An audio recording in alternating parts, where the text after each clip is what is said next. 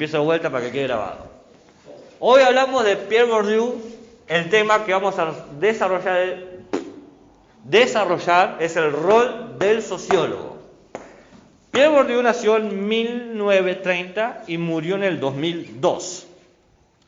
Trabajó y se formó en el mismo colegio donde estudió Durkheim. Entonces tiene un poco de influencia durkheimesca por ahí. ¿Bien? Trabajó como profesor de filosofía y creó una de las cosas más importantes, el Centro de Sociología Europea. Un centro bastante relevante que hoy en día sigue funcionando. Funda una revista de investigaciones sociológicas y es parte de la prestigiosa organización científica Max Planck. No sé si la conocen, ¿no? Es una, es muy cheta, muy copada. Solamente los capos de Tuticapo están ahí. Bourdieu, y esto va a pasar también con Bauman, que lo vamos a ver, son sociólogos del siglo XXI. Es decir, gente que piensa el mundo que estamos viviendo nosotros, el mundo de la era globalizada. Gente que piensa los problemas que nosotros tenemos. Porque yo sé cuáles eran las dificultades que tenían ustedes. Eran obvias. Con Weber, con Marx, con Durkheim, con Comte, con Saint-Simon. No nos hablaban a nosotros. No hablaban de la vida que teníamos. Sí, quizás algunas cosas eran interesantes. Sí, sus ideas pueden haber sido innovadoras en su momento. Pero no nos estaban hablando a nosotros porque nacieron en épocas que no vivimos nosotros. Nacieron, en épocas donde no existían ni los trenes, se movían a caballos. O momentos donde lo más rápido que se podía moverse era a través de trenes. Y hoy un tren es una de las cosas más lentas que existe. Acepto el tren bala que va rapidísimo, ¿no? La forma de la comunicación, los conocimientos, la idea del trabajo, la idea de lo que se puede, lo que no se puede hacer, era muy distinta. Entonces, claramente tuvieron dificultades ustedes para sentir cercanía con esos sociólogos. Es normal, nos pasa a todos, a mí me pasa. Pero era necesario estudiarlos porque fueron los creadores de la sociología.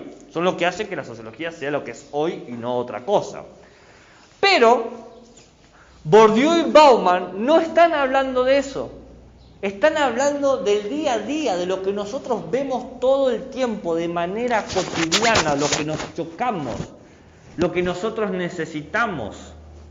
Esas cuestiones que nosotros hemos normalizado o naturalizado. Ir a la escuela, estar en las redes sociales, tener cierto tipo de amistades, considerar ciertas metas en la vida.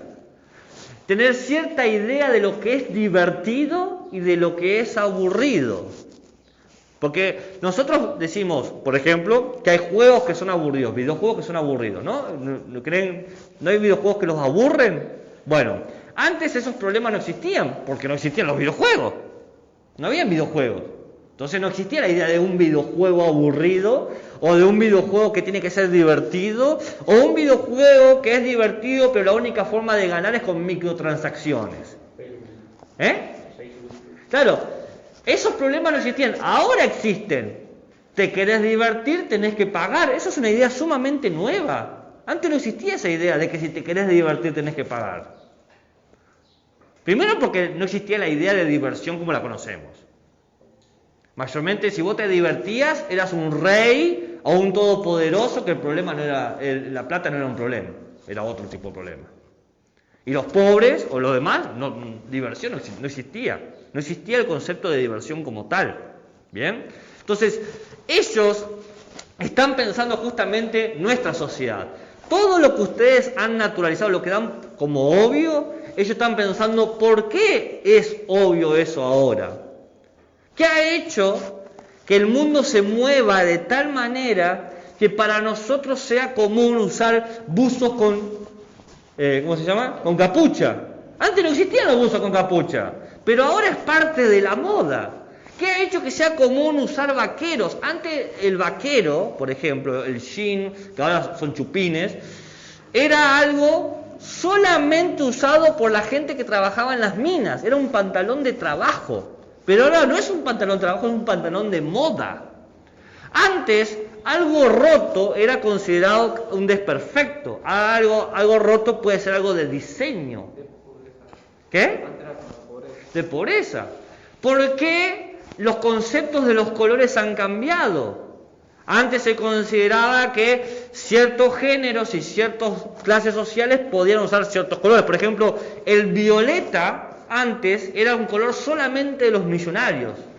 Nadie que no sea millonario podía usar. Si vos tenías plata y querías que la gente lo supiera, ibas a usar ropa de color violeta. Ahora eso no, nadie se pregunta por el color violeta. Ahora nos preguntamos por la marca. ¿De qué marca es tu ropa? Es distinto. Ya no importa el color, sino la marca. ¿Es marca exclusiva? Esas marcas que hacen 100 prendas nada más del diseño, ¿no conocen esa marca sumamente exclusiva? Que sacan 5.000 celulares. Y nada más que esos 5.000 celulares y son sumamente exclusivos, y si querés entrar a eso tenés que pagar mucha plata, ¿no? Entonces, el consumo de ir al cine, eso antes no existía. Entonces, estos sociólogos van a empezar, tanto Bourdieu como Bauman, preguntándose por el rol. ¿Saben lo que es el rol? El rol no es girar. El papel, exactamente. ¿Cuál es el trabajo que tenemos ahora como sociólogos en esta sociedad que es nueva? Porque para nosotros no es nueva porque nacimos en ella, pero históricamente es nueva. La sociedad en la que vivimos, ¿sabe cuántos años tienen? Se lo expliqué el otro día. ¿Cuándo surgió la globalización? Hace una semana. No dije eso. ¿Dónde? ¿Cuándo? 1980.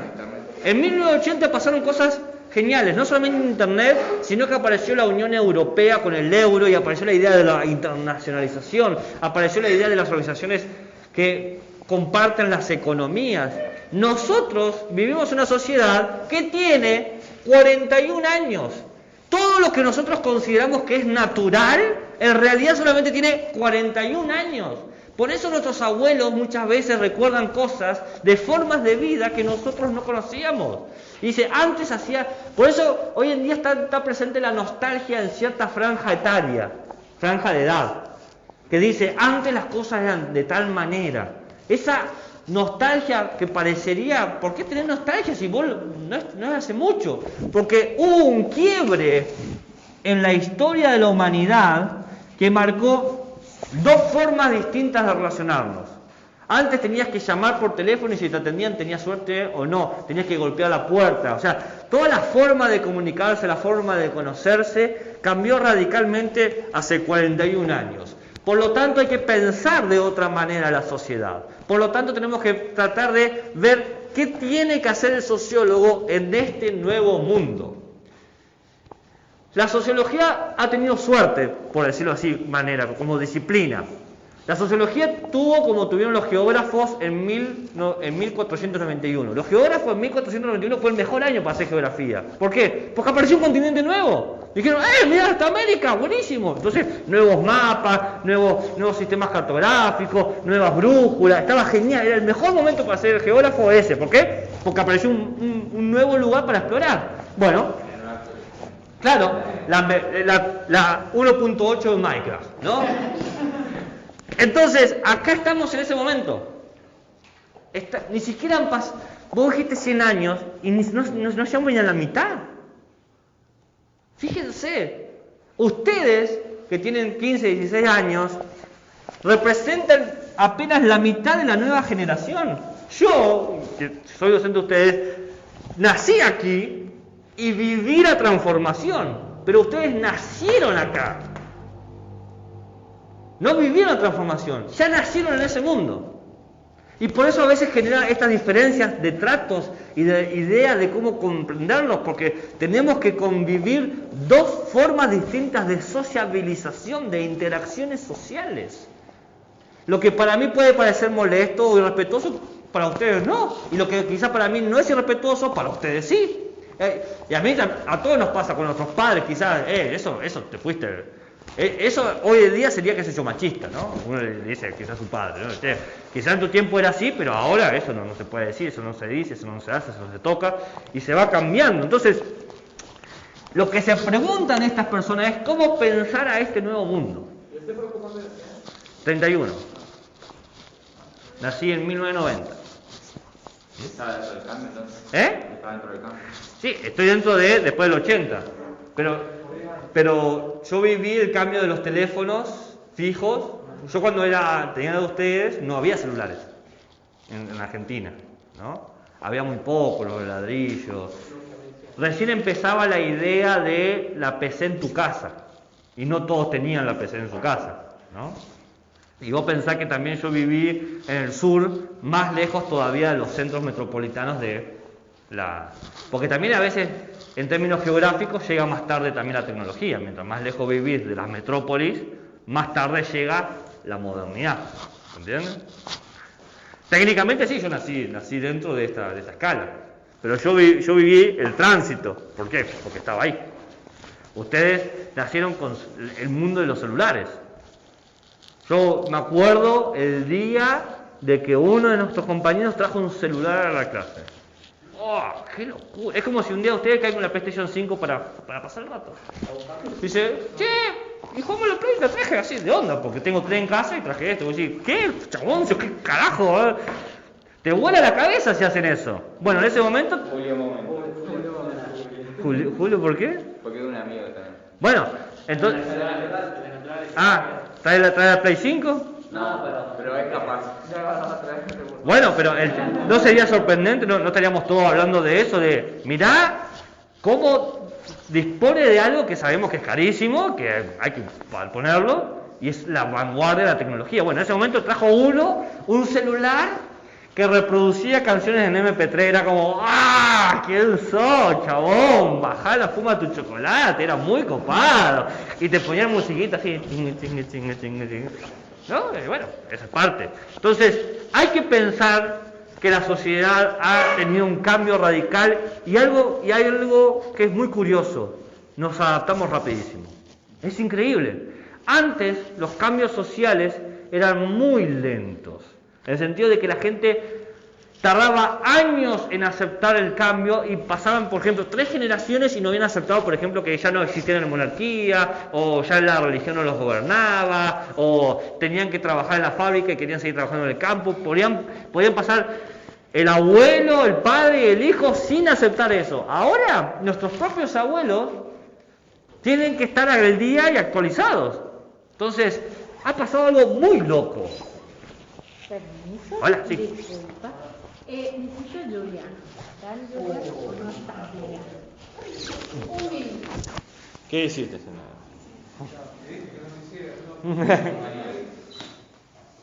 Bien. ¿Se entiende esto que estoy presentando? ¿Se comprende cuál es el tema? ¿Hay alguna duda, un comentario que quieran hacer? Sí. ¿No? Bueno. Entonces, acá aparece el sentido de la pregunta sobre el rol del sociólogo.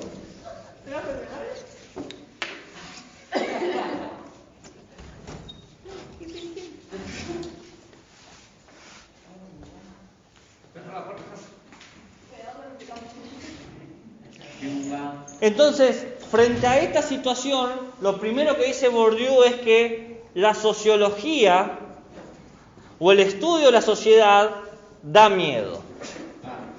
Da miedo. Da miedo porque quizás lo que voy a decir de la sociedad en 10 años cambie. Digo, la sociedad es tal cosa y de repente cambia porque ahora la sociedad cambia muy rápido. Si comparamos las generaciones de los celulares, de lo que han cambiado desde que aparecieron hasta ahora, cada vez parecen naves espaciales, son muy distintos lo que se puede hacer. Hasta hay concursos de cine de películas producidas solamente con celulares. Mirá al nivel que se ha llegado. Hoy el celular es una computadora que tiene música, video, acceso a clases, edición. Es decir, el nivel con el que se ha llegado es enorme. Entonces, vos querés decir, bueno, la sociedad es tal cosa y quizás te equivocaste. Y bueno, y me acuerdo un comentario que vi por ahí que decía que tenías en tus manos un dispositivo más poderoso que lo que llevó el hombre al mundo. Claro. lo que llevó al hombre a la luna tenía unos 16 megas de poder. ¿Cuántos gigas tiene de memoria tu celular?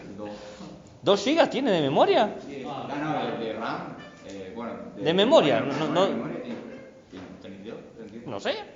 El mío tiene 128, ¿no? Y hay unos que tienen ya telas. O sea, te la voy a decir, chabón. Y no es necesario, porque un celular que va a tener. Fuera de que sea no necesario, pensar que se pueda comprimir toda esa capacidad de almacenamiento en algo tan chiquito es realmente una diferencia, porque antes, para hacer esos 16 megas, tenías esta habitación llena de máquinas andando. No sé si alguna vez han visto las viejas máquinas. El disco de 1 mega era de esta circunferencia. Era enorme. Las primeras computadoras de las que llevaron a la NASA en 1960 y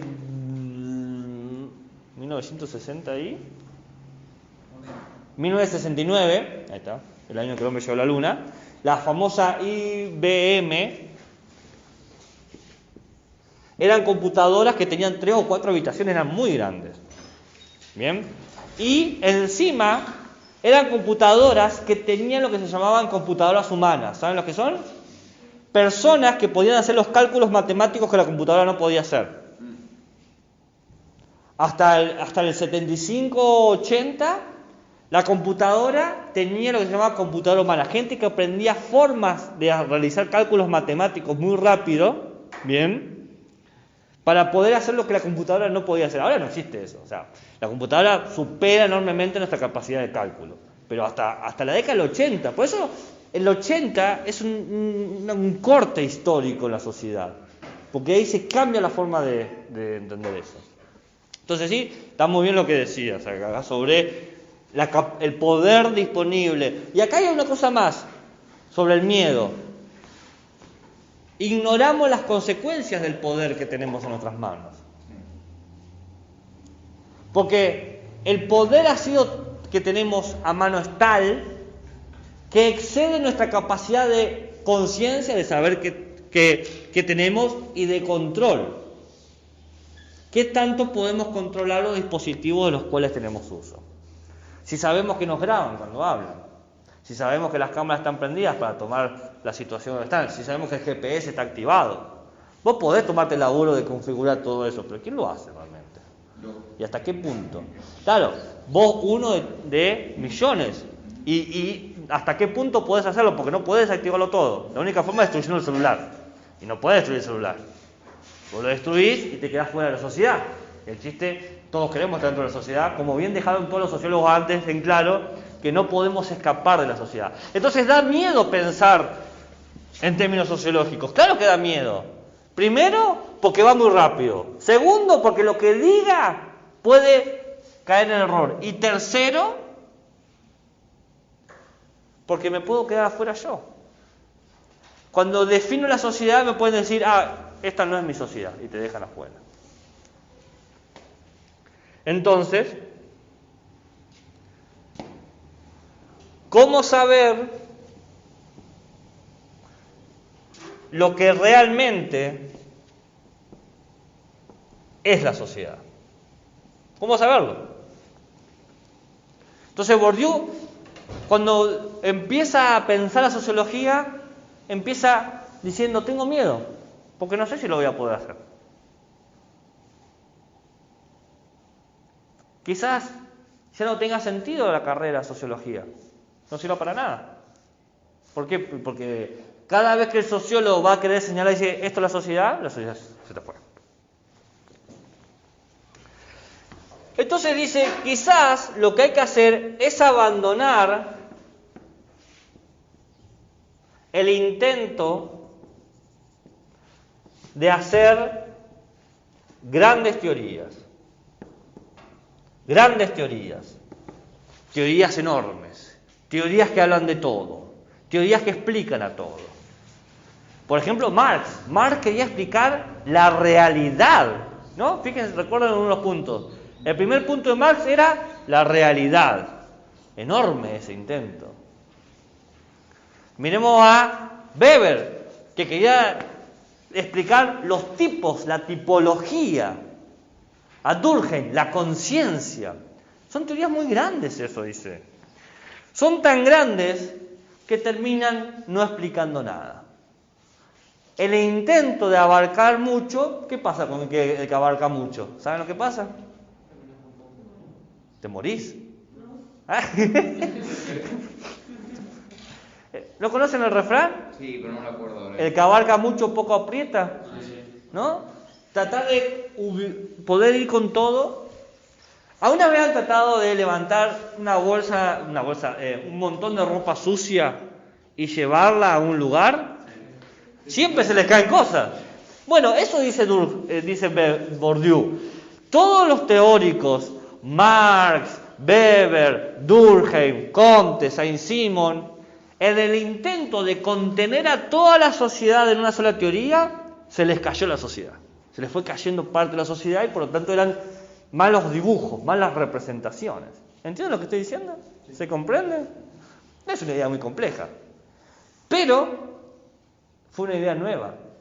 Antes que Bourdieu nadie la había dicho. Nadie tenía el coraje de aceptar que tenía miedo a la hora de pensar. Porque es fácil decir, yo me la banco, me animo a pensar cosas. Pero es así, realmente nos animamos. ¿Sabes cómo te das cuenta que te da miedo pensar? Cuando decís, no quiero pensar en eso. No, mejor no me meto en eso.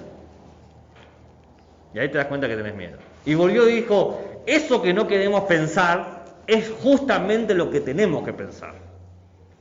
Tenemos que tener el coraje de pensar esas cosas, porque nuestras ignorancias llevan a la inconsciencia, y la inconsciencia produce efectos negativos. Por ejemplo, violencia, abusos. No porque uno quiera ser violento, sino que no se dio cuenta. Uno queriendo hacer algo a veces trae elementos negativos. ¿Entiendes lo que quiero decir? Como cuando alguien dice algo sin pensar y lastima a alguien. Uy, no lo pensé. ¿Ves? La inconsciencia tiene ese efecto. ¿Comprenden? Entonces dice Bourdieu, tenemos que dejar de hacer grandes teorías, y si no hacemos grandes teorías, ¿qué otra cosa hay que abandonar? Si ya no tenemos grandes teorías, ¿qué otra cosa creen ustedes que se tiene que dejar de lado? Ya no teorías. Si no tenemos teorías, ¿qué más no podemos tener? ¿Qué creen ustedes? ¿Qué otra cosa se deja de lado? Sin teorías, ¿qué puede no haber? A ver, hipótesis. ¿Y la hipótesis es parte de qué es? No. ¿La hipótesis es parte de qué? La prueba, el pensamiento, la hipótesis de una ciencia, ¿qué lo constituye eso? ¿Dónde está eso? ¿No? ¿Qué dijiste? Bueno, pero todo eso está ahí metido en algo. Están en la zona de gol, pero no están ahí. Claro, tienen que rematarlo. ¿Dónde está eso? El método, todo eso es parte de un método de estudio, el método científico, el método de análisis. La hipótesis es parte del método, la investigación es parte del método, la inventiva es parte del método. Dice, si vamos a abandonar las teorías, tenemos que entender que no hay un solo método para estudiar la sociedad. No hay un método que te diga, bueno, con estos pasos vos vas a poder descubrir todo lo que la sociedad es. Hay que abandonar esa pretensión. ¿Por qué? Porque cada vez que estableces un método, la sociedad cambia y ya ese método es inaplicable. El mundo se modifica a una velocidad. El mundo se mueve tan rápido que nuestra conciencia no lo puede tolerar y caemos en cuenta siempre años después de lo que ha sucedido. Mira, era eso. Si no hay teoría, no hay método, pues la sociología no es una ciencia. No es una ciencia, no es una disciplina. No puede ser, dice Bourdieu. Lo que pasa es que los sociólogos tenían miedo de decirlo.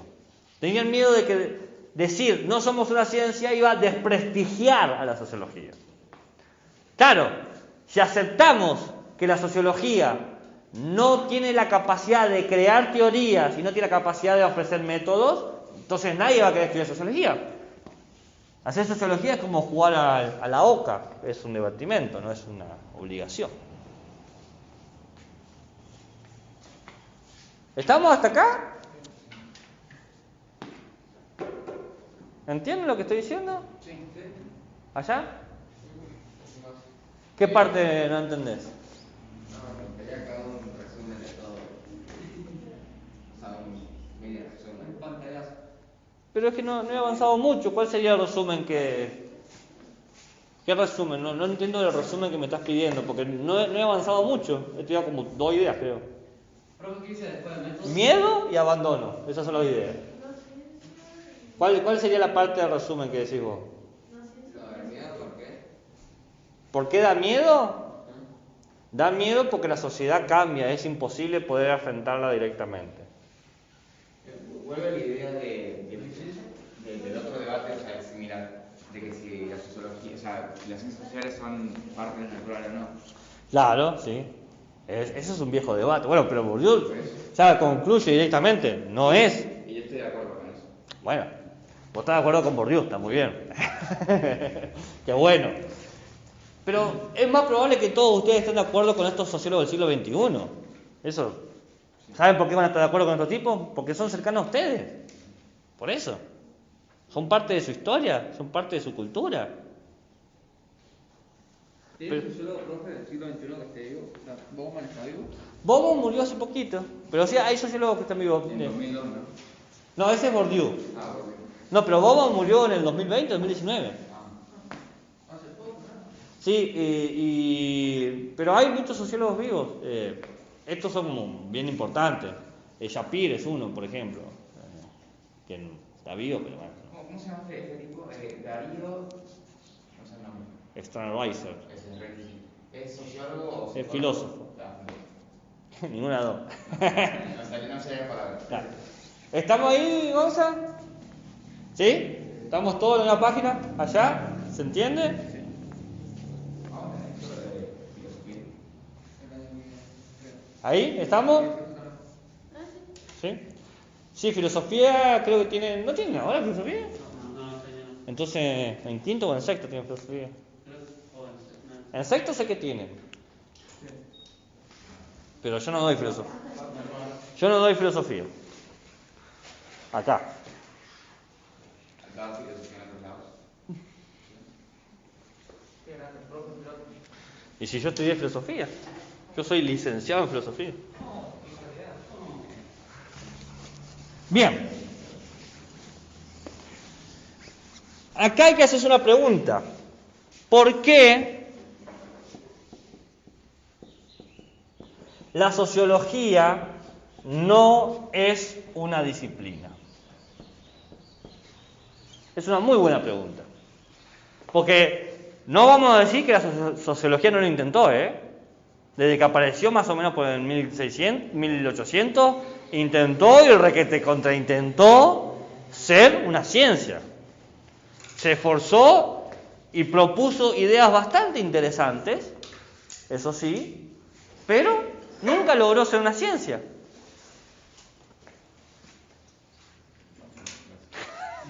Bueno, ¿por qué la sociología no es una disciplina? A ver, ¿por qué creen ustedes? Vamos a hacer un ejercicio. Punto 1. Pero este es un ejercicio de opinión. Den su opinión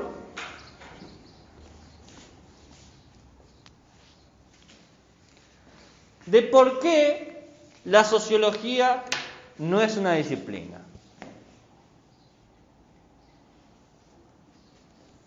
De su opinión de por qué la sociología no es una disciplina. No, he dejado de grabar porque como están todos... No, pero es muy útil, porque cuando alguien hace un trabajo que se debe o algo así... No está, por eso te pregunté. Para que quede en el grabado. Bourdieu dice, la sociología no es una ciencia, porque la ciencia es lo que se produce a través del método científico. El método científico se aplica solamente en objetos que son medibles y repetibles, como los fenómenos naturales. Como el objeto de estudio de la sociología es la sociedad, y la sociedad no se puede medir, es algo no repetible, jamás de los jamases la sociología puede ser una ciencia. El objeto, la sociología, es algo indisciplinado, que no se puede medir, que no se puede repetir, que no se puede controlar. Es lo que es, no tiene que dar excusas por eso. Muy bien, mi borrador.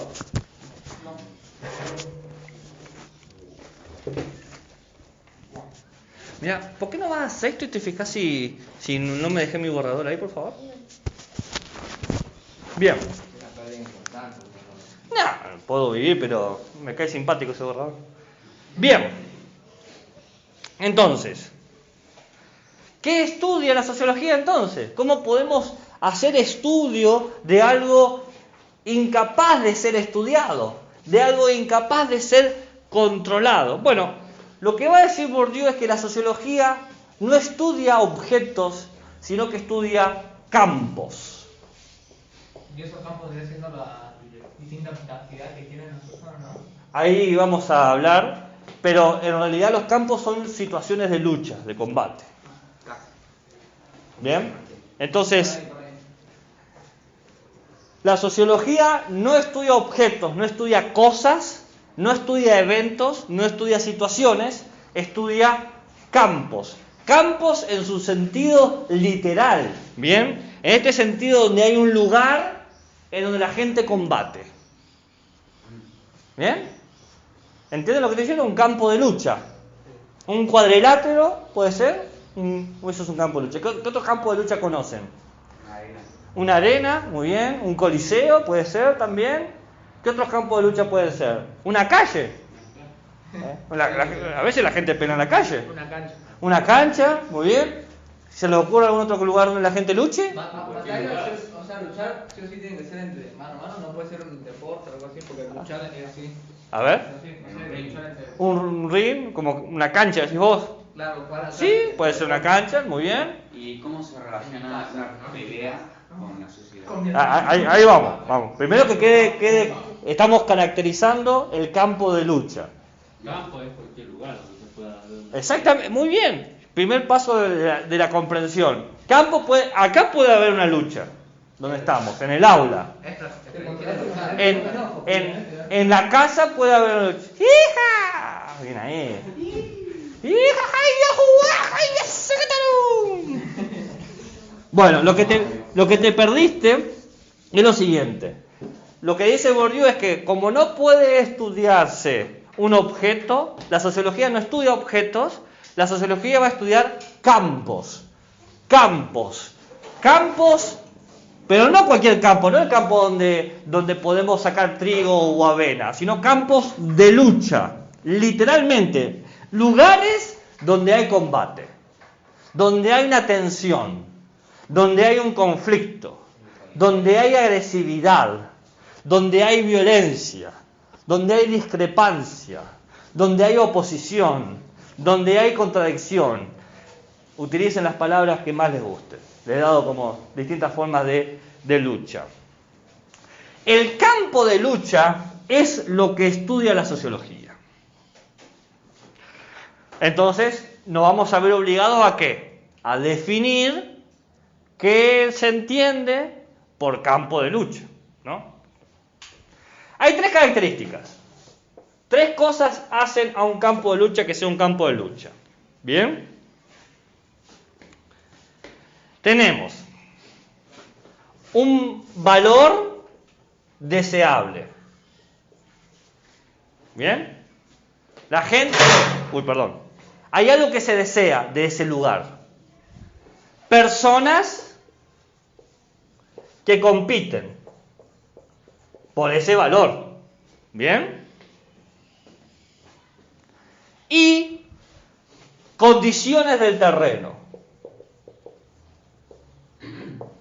O condiciones, si no les gusta el terreno, le decimos condiciones iniciales. ¿Por qué saco terreno? Porque quizás ustedes están pensando físicamente en un terreno. Pero puede ser la condición del terreno una condición mental. Una condición, por ejemplo, de cómo estamos entendiendo nuestra amistad, ¿no? Entonces el concepto de amistad puede ser el terreno, no necesariamente. Por eso, si si les dificulta pensar en la idea de terreno de forma abstracta, piensen en las condiciones iniciales. ¿Se entiende lo que estoy diciendo? Bien, ahí voy. Entonces, pensémoslo del siguiente modo. Digamos que yo ofrezco lo siguiente. El que termine el próximo trabajo práctico tiene aprobado los próximos 2 trabajos prácticos. Digamos que hago eso, ¿no? Digamos que yo presento una situación. Si aprobás este trabajo primero antes que todos, ¿bien? ¿Entiendes lo que estoy diciendo? El primero que termine y apruebe tiene aprobado automáticamente los 2 próximos. El segundo que termine y apruebe tiene aprobado automáticamente 1. ¿Entienden? Hay como una jerarquía. Si terminaste el primero, tenés 2. Si terminaste el segundo, tenés 1 aprobado. ¿Y si terminaste el tercero? No, hasta ahí. No. Hasta ahí llegamos. ¿Entienden lo que estoy diciendo? Sí. Entonces, ¿qué les presento acá? Les presenté unas condiciones iniciales. Estamos dentro de un aula donde hay un docente que es la figura de poder que establece una competición. Competición por un valor deseable. Un trabajo práctico equivale a 3 trabajos prácticos aprobados. Es negoción. Entonces, ¿qué va a suceder? Va a suceder una competencia, una lucha. Pero no es una lucha territorial por quién tiene el mejor banco. Es una lucha intelectual. A ver quién termina primero y aprueba. Entonces, se genera un combate, somos 1, 2, 3, 4, 5, 6, 7, 8, 9. 9 personas, voy a hacer puntitos. Puntito 1, puntito 2, puntito 3, puntito 4, puntito 5, puntito 6, puntito 7, puntito 8 y puntito 9. Se genera un combate de todos contra todos. El 1 contra los otros 8. Y el 2 contra los otros 8 y así. Se genera un combate constante. Es un campo de lucha donde se va a generar tensiones y donde ustedes van a poner en juego no solamente lo que yo les traje, la demanda, sino lo que ustedes ya tienen. Porque todos ustedes tienen ciertos conocimientos previos que les van a permitir o no llegar a obtener el triunfo. En una guerra, en un combate físico, no gana el más fuerte necesariamente. Gana el que usa de mejor modo la cabeza, pero también la fuerza. Vos podés ser muy inteligente, pero si sos débil es difícil. O sea, no es algo despreciable, pero no es algo suficiente. Es decir, es importante en un ring tener fuerza, porque vos si le das un golpe así, esto no sirve para nada. Por más inteligente que sea, tarde o temprano va a caer. Entonces, es importante ciertas habilidades, pero también es importante aprovecharlas al máximo, conociéndote a ti mismo y conociendo a los demás. Entonces, el campo de lucha no es una garantía de quién va a ganar, sino es quién usa mejor los recursos, las posiciones en las que se encuentra.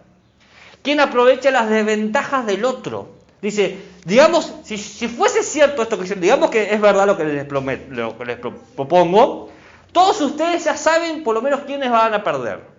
Dice, a mí este no me gana, ¿no? Empiezan a competir mentalmente, dice, esta persona a mí no me va a ganar, quizá me pueda ganar esta persona. Entonces, van a centrar sus esfuerzos en ganarle a esa persona, porque ya están confiados de que no le gana, la otra persona no le va a ganar. Fíjense cómo opera la mente. El campo de lucha dice, mi verdadero competidor o mi verdadera competidora no son todos los 9, son 2 o 3. 2 o 3 nomás. En realidad son 2, porque son 2 lugares que hay que ocupar. Mis verdaderos competidores son 2, el del primero y el segundo, y voy a luchar por eso. ¿Se entiende la idea? Fíjense lo que dice Bourdieu. Eso es imposible de medir, es imposible de regular. Vos no sabés lo que va a pensar la persona. Vos no sabés de qué manera cada persona considera a un rival a otro. No sabés si todas las personas desean de la misma manera ese valor deseable. Porque todos ustedes desean tener los próximos trabajos aprobados automáticamente. Sería golazo decir, che, mirá, Gonzalo, ganaste. 3 trabajos, los que vos quieras. Como siempre. Claro, vos decís, sí, es un golazo, yo sé que todos lo desean, pero el tema es, ¿qué tanto lo desean? ¿Qué tanto se van a ocupar para conseguirlo? Y si tienen las capacidades para conseguirlo, porque por más que te esforces, por más que vos desees mucho algo, no quiere decir que lo tengas. Perdón que se los diga así, por más que desees mucho que ella te dé bola, no significa que te vaya a dar bola, acéptenlo desde ya, la vida es así. No me la con. ¿Bien? Entonces, todo lo que estudia el sociólogo es esta lucha que se genera en los distintos campos donde aparecen valores deseables, personas que compiten y condiciones del terreno, condiciones iniciales. ¿Qué hace el sociólogo? ¿Qué va a hacer el sociólogo? ¿No? ¿Cuál es el trabajo? Primero, identificar el campo. ¿Dónde se está luchando? Segundo, ver lo que se desea. Tercero, las personas que compiten. Cuarto, las condiciones del terreno. ¿Cómo hace eso? ¿O qué pretende hacer con eso? Pretende mostrar la verdad que todos saben pero nadie dice. Porque yo sé que cuando les dije esta competencia y les pedí que pensaran, todos pensaron en ciertos nombres de ciertas personas. Lo dije y dijeron, este me va a ganar, este no me va a ganar. Entonces, el sociólogo va a tratar de decir eso que no se está diciendo. De explicitar lo callado, lo escondido, lo obviado, lo que nadie quiere decir. ¿Y cómo hace eso? Pues viendo el campo de batalla, buscar el valor deseable, las personas que compiten en las condiciones iniciales. ¿Se entendió?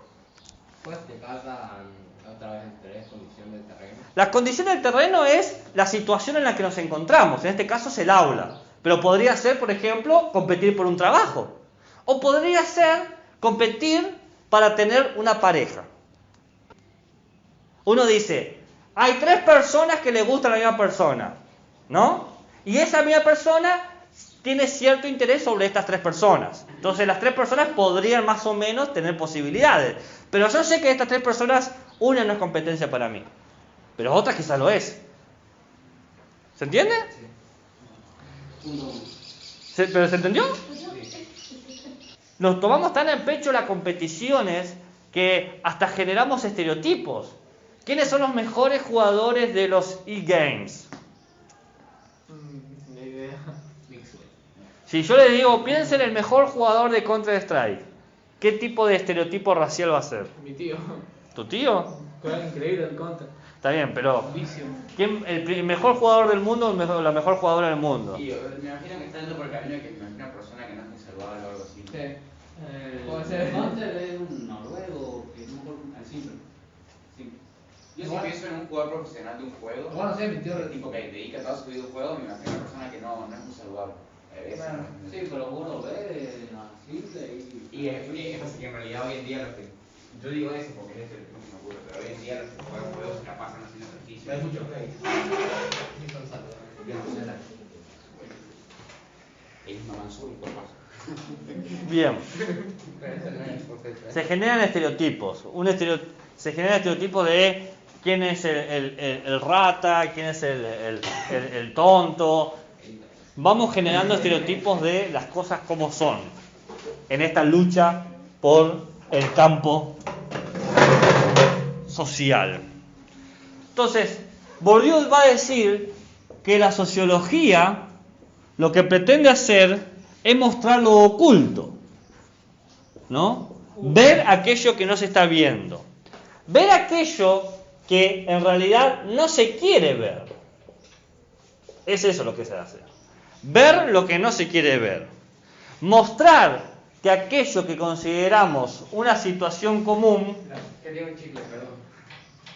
Pero te estoy escuchando.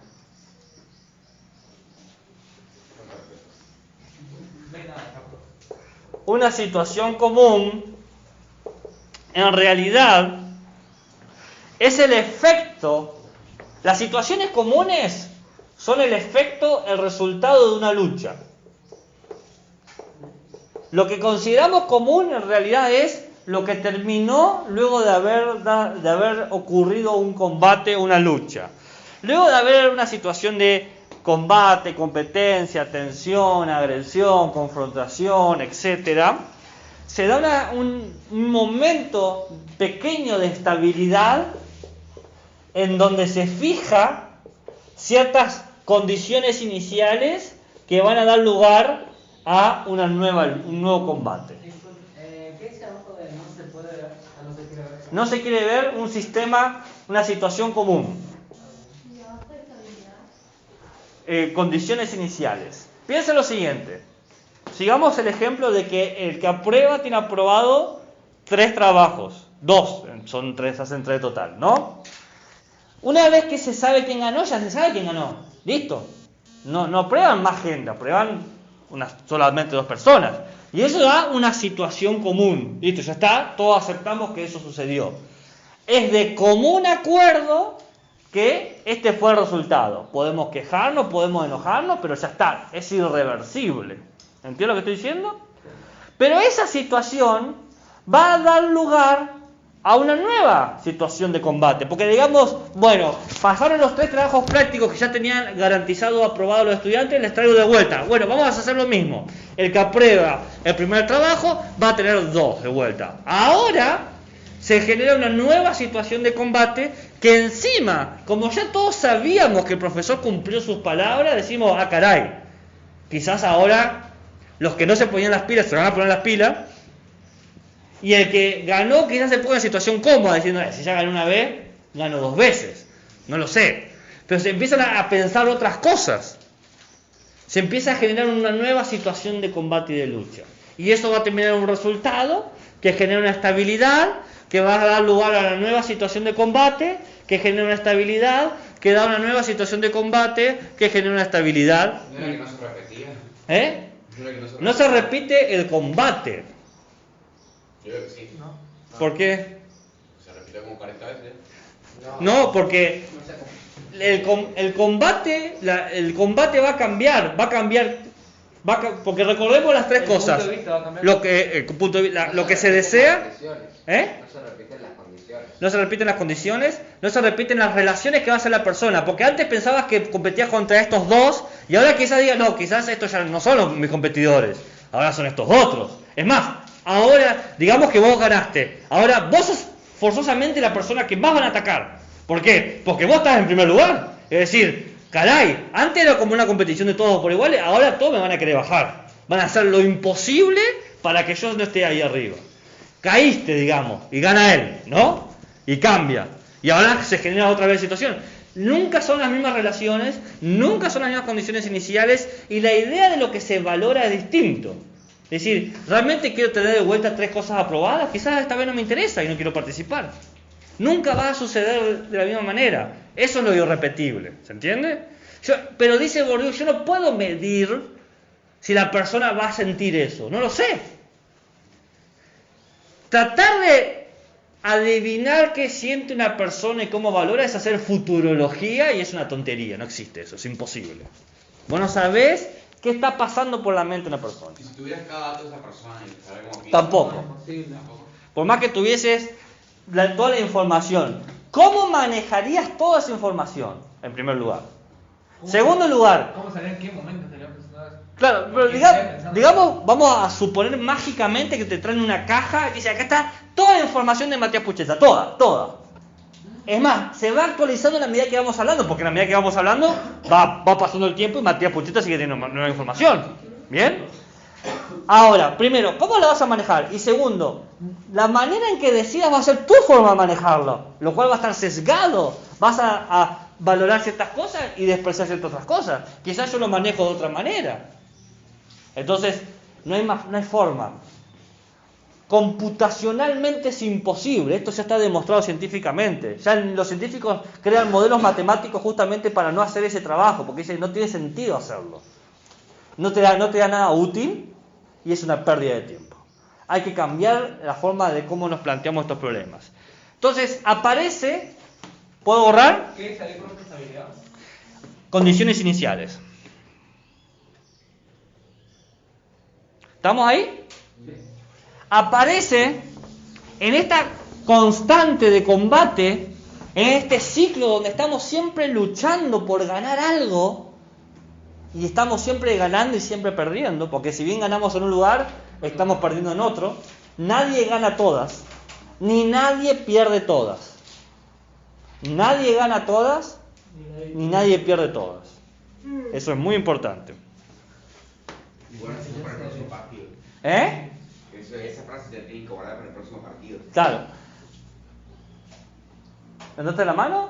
¿O dijiste ¡uhú! ¿No? ¿Nada? Ok. La persona, el individuo que está adentro del campo de lucha, ¿bien? Tiene su percepción del campo de lucha. Cada uno de nosotros tenemos una percepción del lugar. Una percepción que es cambiante, que no está definida, pero esa percepción tiene un nombre. La percepción que tiene el individuo de qué lugar ocupa en el campo de lucha, a veces lo consideramos que estamos arriba, a veces consideramos que estamos abajo, a veces consideramos que estamos de manera horizontal, de la izquierda o la derecha, o de manera diagonal, dependiendo de cómo te sintás. Por ejemplo, le voy a hacer preguntas, no me la respondan, pero le voy a hacer una pregunta. En este círculo social, ¿quiénes creen que son los más populares, los más amigos de todos? No me la respondan. En este círculo social, ¿quiénes creen que son los menos populares? No me la respondan. En este círculo social, ¿quiénes creen que son los más inteligentes? ¿Quiénes son los menos inteligentes? ¿Quiénes son los más lindos? ¿Quiénes son los más feos? ¿Quiénes son los más divertidos?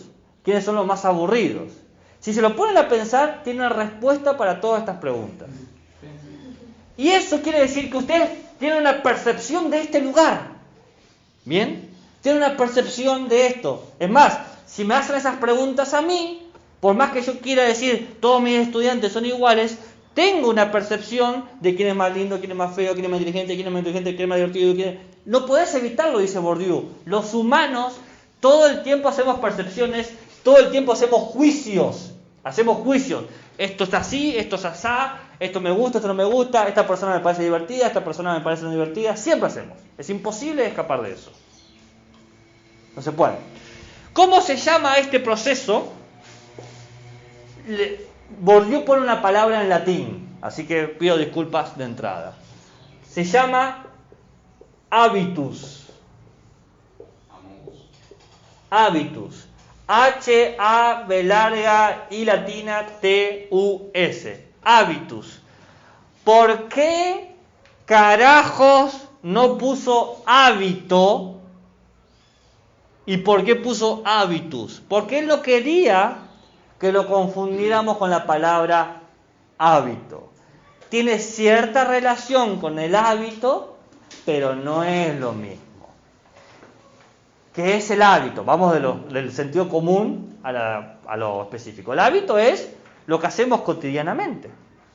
Tengo el hábito de despertarme a tal hora, tengo el hábito de cepillarme los dientes de tal manera, tengo el hábito de hacer ciertos chistes, ¿no? Mi manera de vivir cotidianamente es mi hábito. En ese sentido, la percepción es un hábito. Estoy acostumbrado a mirar a mi círculo social de cierta manera. ¿Qué me parece divertido? ¿Qué no me parece divertido? Etcétera. ¿Se entiende esa idea? ¿Se entiende esa idea? Sí. Si la tuviesen que repetir, ¿podrían hacerlo? Sí. ¿No? El hábito es lo que haces cotidianamente. A vos te gusta escuchar y hacer ciertos tipos de chistes. Hay chistes que te gustan más y hay chistes que no te gustan. ¿O te gustan todos los tipos de chistes? No, a nadie le gustan todos los tipos de chistes. Es más, hay chistes que no te parecen chistes. Es decir, eso para mí no es un chiste. ¿No? Es así. Todos nosotros hay cosas que nos parecen graciosas. No, eso es parte de tu hábito. Hay películas que te gusta mirar y películas que no te gustan mirar. Estas películas no me las banco. No veo ninguna película de Barbie. Me aburren las películas de Barbie. No me gustan. No creo que son para mí. Hay gente que le gusta. Me encanta ver las películas de Bob Esponja. Si salen películas de Bob Esponja, veo películas de Bob Esponja. Soy fanático de Bob Esponja. Y eso es parte de tu hábito. Eso es parte de tu percepción. ¿Se entiende eso? Pero yo no dije, pero Bourdieu no dice hay hábito. Dice que hay habitus en latín, una palabra en el otro término. Entonces, vamos a decir, hábito está relacionado con la palabra hábito común, que tiene que ver con lo cotidiano, el día a día. En ese sentido está relacionado. Pero tiene algo más. ¿Bien? Supone lo que se llama un sistema de pensamiento.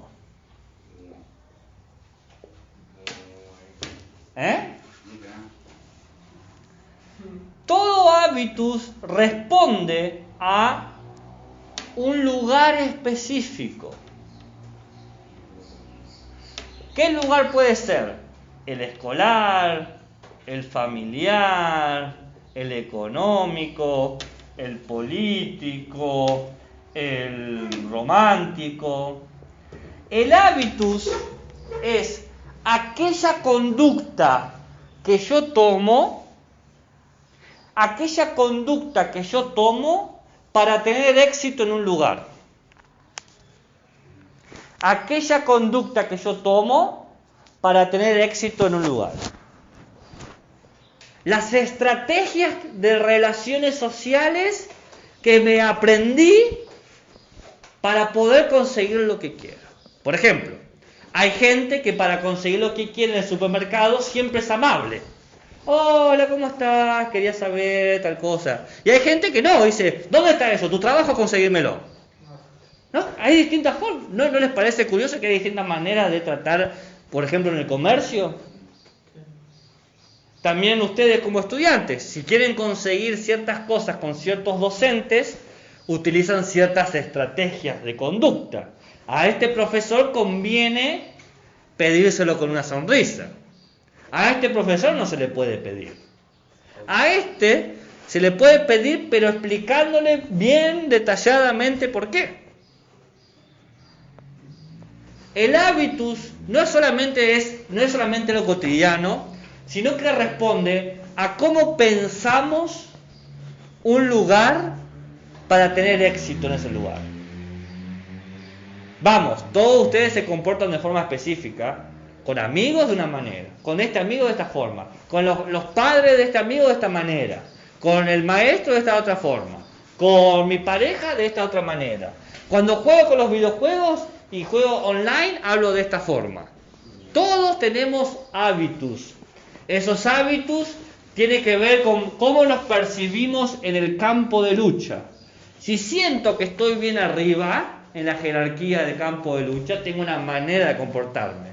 Si siento que estoy muy abajo, tengo otra manera. Digo, ojo, no me voy a hacer el cocorito porque me pueden sacar volando. Pero si estoy arriba, digo, yo, el cocorito soy yo. ¿No? Y nos vamos comportando de esa manera. ¿Entienden lo que estoy diciendo? ¿Se entendió? ¿Qué dice ahí, profe? Abajo del tema de pensamiento. Lugar específico. Dice escuela, familia, economía, político, etc. Solo que puede explicar resumidamente lo del sistema de pensamiento. El sistema de pensamiento tiene que ver con un lugar donde se piensa de cierta manera. Cuando hablamos de la escuela, pensamos de cierta manera. Cuando hablamos del juego, pensamos de cierta manera. Cuando hablamos de, qué sé yo, de salir con los amigos a Cereza Light, pensamos de cierta manera. No es la misma forma en cómo nos comportamos en Cereza Light que en el aula, que, qué sé yo, con mi pareja. Me comporto distinto, tengo distinta conducta. ¿Qué fue eso? Todavía no entiendo la diferencia entre hábito y hábitus. El hábito es simplemente algo cotidiano. Lavarse los dientes. ¿Bien? El hábito tiene eso cotidiano, pero se le agrega algo más. Se le agrega que vos usás eso cotidiano de acuerdo a un sistema de pensamiento, de acuerdo a un lugar. Usás distintas estrategias para tener éxito. Lo cotidiano, el hábito a veces ni siquiera lo pensás. El hábitus sí lo pensás. Vos decís, me conviene actuar de esta forma. Sos consciente de eso, no sos ignorante. ¿Se entiende? Punto 2. Explique el sentido del siguiente texto.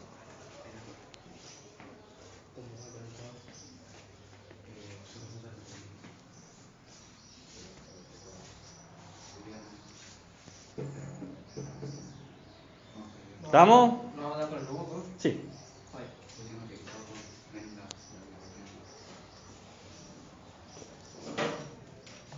Estábamos hablando del rol del sociólogo y del hábitus. El rol del sociólogo es no producir un conocimiento científico, porque no se puede hacer, sino identificar el hábitus de la sociedad.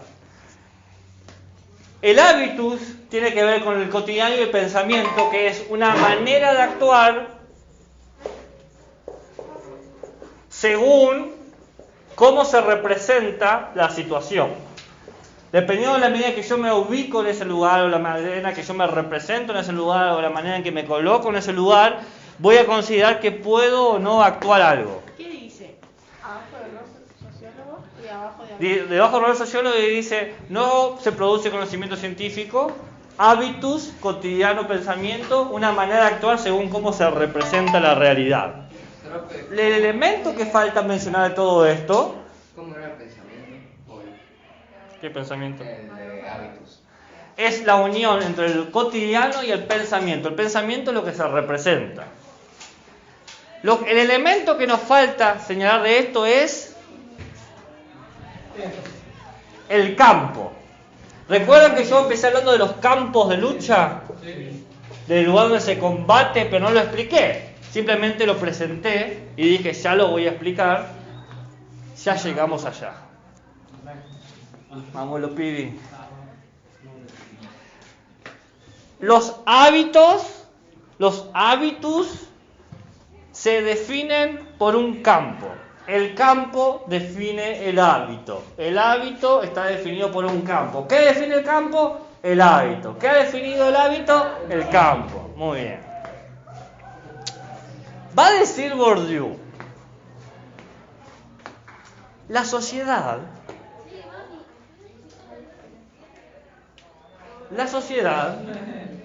puede dividirse en campos. La sociedad, ¿en qué se puede dividir? Campos. En campos. O campos. Los campos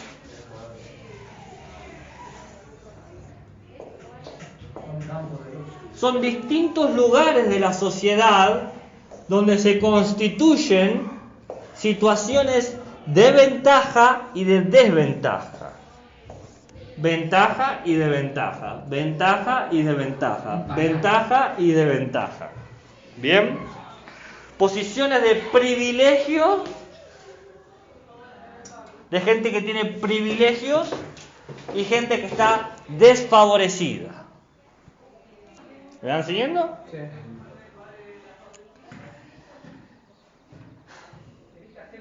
Podemos señalar 3 grandes campos.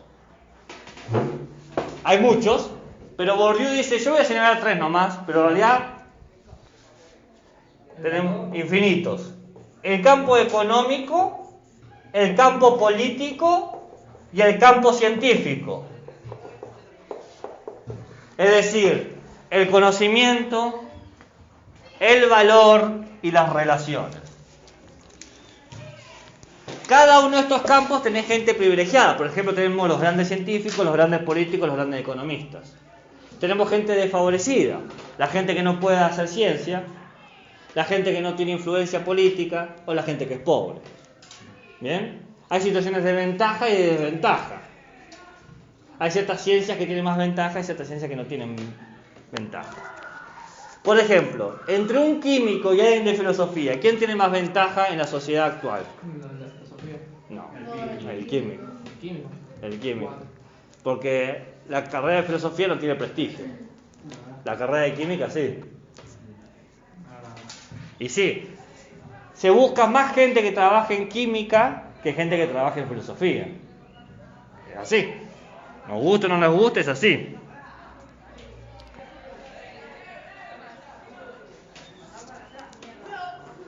¿Estamos hasta acá? Pensemos el siguiente caso.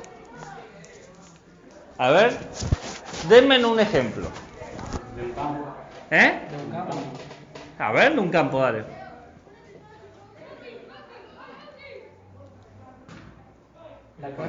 La clase burguesa con los proletarios, vamos a poner.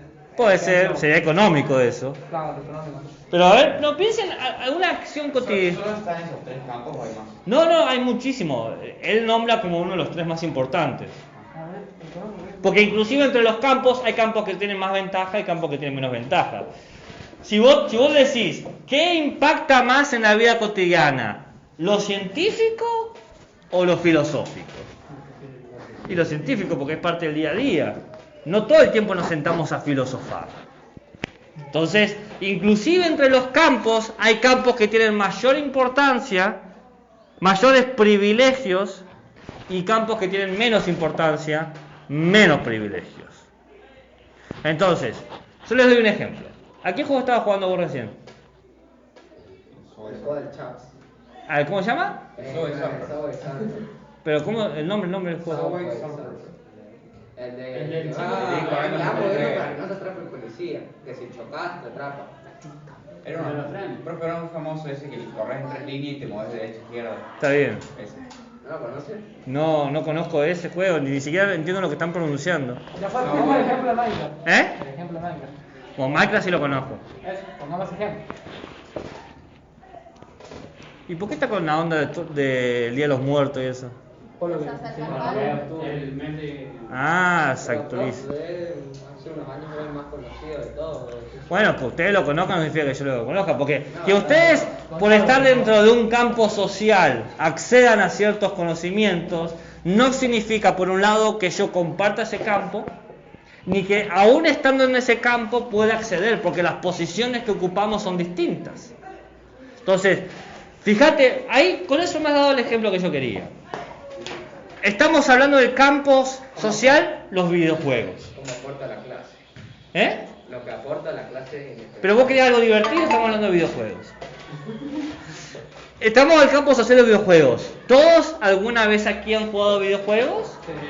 Bien, ¿no? Mentira, qué mentiroso. Bolina, si te la pasas jugando Mortal Kombat. Todos hemos jugado un videojuego, pero ahora aparecen las diferencias del campo. Algunos jugamos más juegos en computadora y otros juegan más juegos en celulares. Unos juegan a juegos de mayor exigencia porque tienen los elementos para poder jugarlo, los recursos, y otros juegan a menos. Por ejemplo, hay juegos que solamente se corren en la PlayStation 5. Es decir, si vos tenés la PlayStation 2, te pintás la cara de color esperanza porque otra cosa no podés hacer, ¿no? Te conformas con esa nombre. Entonces te das cuenta ahí que ya las experiencias y los accesos de lo que se puede entender o lo que se puede hacer es distinto. Porque el que se puede comprar la PlayStation 5 accede a otro tipo de ganancias del que solamente se puede pagar la PlayStation 2. Está muy cotizado. Encima, la conciencia de los juegos. ¿Qué tipo de juegos les gustan jugar a ustedes? De pelea. De pelea. ¿De carrera te gusta jugar a vos? ¿Y por qué estás jugando ese? Porque era el celular de En él. realidad es más casual. Es un juego casual. ¿Qué juegos les gusta jugar en serio? Si tuviesen que jugar un juego. Él dice de pelea, Mortal perfecto. Kombat. De estrategia. Aventuras o rompecabezas. ¿Aventuras como cuáles? Horizon Zero Dawn, cosas así. Juego así. O el Uncharted o el Zelda. Un mundo abierto, estrategia. ¿Como cuál? Clash of Clans. Bien. Ese no es mundo No, abierto. GTA. ¿El Fallout? ¿Alguien conoce el Fallout? ¿El Scream? También. Bien. Fallout 4. ¿El Scream o el Skyrim? ¿Eh? El Scream. No, natural. Ah, sí, sí, sí. ¿Alguien conoce el BioShock? De deporte. De deportes. Bien. La pasada ¿Qué? fue Paquito. ¿Alguien conoce el Dark Soul? Sí, obvio. Bien. ¿Cuál? Dark Soul. Ah, sí, obvio, sí lo puedes. ¿Alguien conoce el Monkey Island? Sí, sí. ¿El Sonic? Sí. Muy bien. ¿Quién jugó y terminó todos esos juegos? No. Algunos. Solo algunos. Solo algunos. ¿Cuál de todos los que yo mencioné no terminaron? Dark Souls. El Dark Souls. Dark Souls. ¿El BioShock? El BioShock o el 1 nada más, el 2 no lo jugué. Bueno, fíjense las experiencias y los conocimientos que tenemos ya de un solo campo que en teoría todos conocemos, pero en la medida que empiezo a hablar nos damos cuenta que hay diferencias de intereses, de privilegios, de necesidades, no me obliguen a separarlos, de ventajas y desventajas. A mí no me gusta jugar los juegos de deporte. Entonces, si un día me siento a jugar un juego de deporte, voy a tener muchas desventajas porque no sé jugarlos. Porque como no me gustan, no los practico. Entonces, el día que me pongo a jugar, metele que por X motivo nos ponemos a jugar todos un torneo de FIFA, ¿no? Gano. Seguramente. Quizás ganen, quizás sí. Y después haya un torneo de preguntas sobre sociología. Perdimos. Gana, dice. Buena suerte. Nos damos cuenta que ahí nos damos cuenta de que la manera en cómo nos estamos posicionando en los lugares, en las relaciones sociales, nos permiten ciertos conocimientos y nos ponen cierto estatus. Quizás seas una autoridad jugando al FIFA, quizás sí lo seas. ¿Bien? Pero en otra cosa no lo puede ser. El pibe menos humilde. Cuando uno es una autoridad en algo, cuando uno tiene una ventaja en algo, inmediatamente te pone en una situación desventajosa y desfavorecida en otro campo. ¿Por qué? Porque la fuerza y la energía que utilizamos para poder escalar lo máximo que podemos en una lucha, en un combate, supone todo un gasto que después no vas a tener un resto para usar otro lado. Los que son muy buenos jugando al fútbol en la cancha, como Messi, deben ser pésimos matemáticos, porque toda la energía que uno pone en eso, para hacerlo bien, no estoy diciendo hacerlo medianamente bien o aceptable, estoy diciendo hacerlo bien, que seas bueno en eso. No el mejor, porque eso cambia con el tiempo, pero que seas siempre bueno en eso. ¿Se entiende? Entonces, los campos sociales nos generan el hábito, porque vamos estableciendo una condición cotidiana. Todos los días juego al FIFA y por lo tanto todos los días no estudio sociología y me da cierta percepción del mundo. ¿Qué percepción? Voy a valorar y considerar más interesante a las personas que juegan al FIFA, porque yo lo hago, que valorar y considerar interesante a la gente que estudia sociología, porque yo no lo hago. ¿Se entiende? Uno valoriza y percibe su lugar en relación a lo que hace. Considera que su mundo es el mundo más importante. Siempre pasa así. Las cosas que hacemos decimos, eso es lo importante. Lo que hago todos los días es lo relevante. Como todos los días estudio, para mí es importante estudiar. Como todos los días me divierto, para mí es importante divertirme. Y si alguien me quiere obligar a estudiar, lo voy a considerar como una obligación, no como algo positivo. Y si nunca me divierto, cuando me obligan a divertirme, lo voy a parecer un castigo. Che, este tiempo de diversión me está quitando mi tiempo de estudio. Y así uno va generando el hábitus, según en qué campo social está. Y esto va más allá del simple hecho, de lo simple y cotidiano que puede ser jugar el juego o estudiar. También tiene que ver con el trabajo. Si siempre trabajé de una manera, creo que esta es la mejor manera de trabajar. Y una forma alternativa me va a parecer una tontería. Hago una pregunta. Nos dijeron que para limpiar los bancos acá estaban las cosas que eran necesarias. No, está rayando. Ya no dijiste. Ok, muchas gracias. Perdón por interrumpir. No, no te perdonas. Ya se le quedó sin cosas. No son perdonadas. ¿Me están entendiendo lo que estoy diciendo? Sí, yes. No es un concepto complicado. Pero aparece una palabra que es necesario decir. Si esto es un campo de lucha, si esto es un lugar donde se genera una situación de ventaja y desventaja, una situación de privilegios y desfavorecidos, hay una palabra que tenemos que meter. ¿Sobrevivir? No, poder. La palabra es el poder. Todos los campos generan situaciones de poder. Hay alguien que tiene el poder y hay alguien que no lo tiene. Hay alguien que puede ejercer el poder y hay alguien sobre el que se ejerce poder. Por ejemplo, aquí, en el campo estudiantil, el que tiene poder soy yo.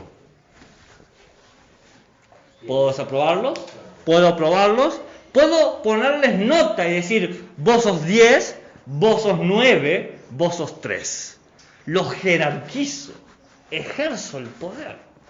Pero ustedes pueden hacer lo mismo conmigo. Este profesor es un 10, este profesor es un 0. No van a usar esas palabras, va a decir, este profesor es un pelotudo y este profesor es un copado, o no sé, algo así. Pero aún así, me están jerarquizando. Hay otro camino de poder ahí. En todos los campos hay disputas de poder. Y ese punto que me dan a mí, meter el profesor copado o el profesor pelotudo, ¿sabe qué hace? Que cuando me junto con otros profesores, también estamos en situaciones. Porque entre todos nosotros los profesores sabemos a qué profesor se lo puso como pelotudo y a qué profesor se lo ponen como copado. Lo sabemos. No lo decimos. Como acá todos saben quién es 10 y quién es 0. Lo saben, pero no lo dicen. ¿Qué es lo que dice Bourdieu? Bourdieu dice, la sociología lo que hace es traer eso que nadie dice, eso que está oculto, eso de lo que nadie quiere hablar porque da miedo ponerlo. Ponerlo a la vista, que se observe, que de repente descubras que sos un 0 o sos un pelotudo, es difícil de sobrellevar. Porque es aceptar que perdiste la lucha. Es aceptar que fuiste derrotado en el campo de batalla. Es aceptar que en las relaciones de poder quedaste ahí abajo. Y sí es difícil. Y si por el contrario reconoces que sos el 10 o el copado, te da miedo. ¿Por qué?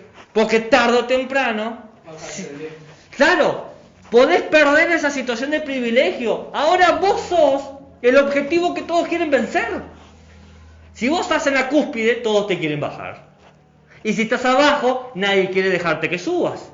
Entonces, uno siente esa presión, siente la operatividad del poder constantemente. Puedo ver que este tipo tenía una visión de que todo era muy competitivo, de que todo el mundo quiere ganar al otro, que todo el mundo... Básicamente es así. Tampoco están así, por ejemplo. Yo entiendo de que este tipo tenía esta visión, pero, por ejemplo, no es que poner un sistema de notas de la escuela. Algunos tienen 10, tienen 2, 3. Hay gente que ayuda a los demás para que suban. Entonces no es toda una competencia. Muy bien. Bourdieu dice exactamente lo mismo. ¿Qué dice sobre eso? Dice, ¿por qué nos ayudamos? ¿Por qué colaboramos? Por dos cosas. Primero, nos damos cuenta que estamos cercanos. Quizás no en el mismo nivel, pero es más seguro que un 2 ayude a un 1 que un 10 ayude a un 1. Porque el 10 con el 1 son como mundos diferentes. Te digo decir, mirá, vos si querés ser 10 tenés que cambiar todos tus hábitos. Tenés que dejar de jugar al FIFA y tenés que ponerte a estudiar 8 horas todos los días de la semana. No puedo hacer eso. Pero un 10 a un 9 le dice, ¿vos querés llegar al 10? Pues podés hacer esto.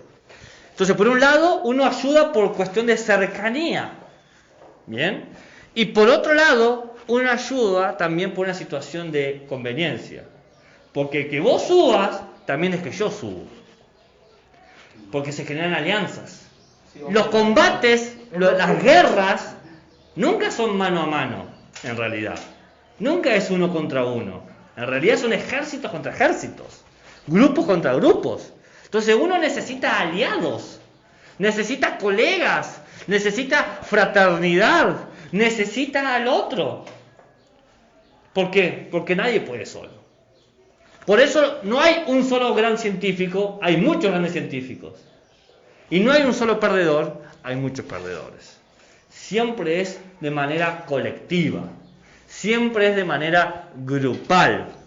Y me imagino que dirán, ¿y qué pasa con un 10 ayuda a un 1? Lo único que se logra cuando un 10 ayuda a un 1 es fortalecer el lugar del 10.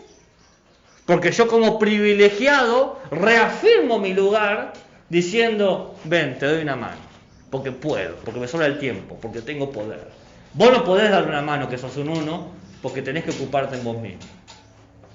Ahora me siento mal por ayudar a estudiar para los de química. Está bien ayudar. Digo, yo no lo voy a hacer. Quizás no estabas ayudando porque eras un 10, sino porque estabas en el mismo nivel que los demás. Sí. Mamá. Y porque te convenía. Sí. Es práctico ayudar. Porque no solamente, esta es otra cosa. Fíjense el dibujo que yo hice. Si bien se entiende el lugar del campo, todos los campos se pisan.